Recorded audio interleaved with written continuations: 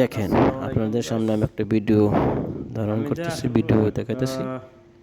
আসলেও আমরা ভিডিওগুলো না দেখলে আমরা বুঝতে পারি না আসলে আমাদের দেশে মানুষ আসলে কতটুকু খারাপ। সবার ঘরে তো মা ভাই বোন সবার আছে নাকি, এগুলো একটু চিন্তা করার দরকার।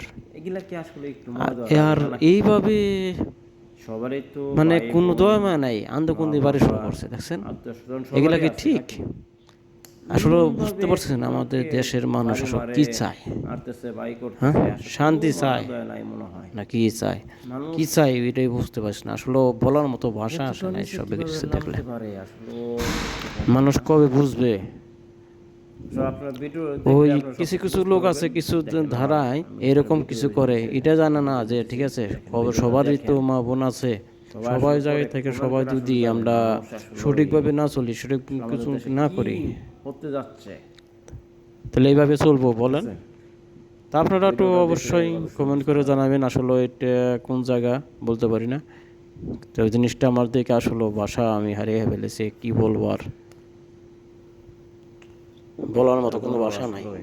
তারপর আল্লাহর কাছে দোয়া করি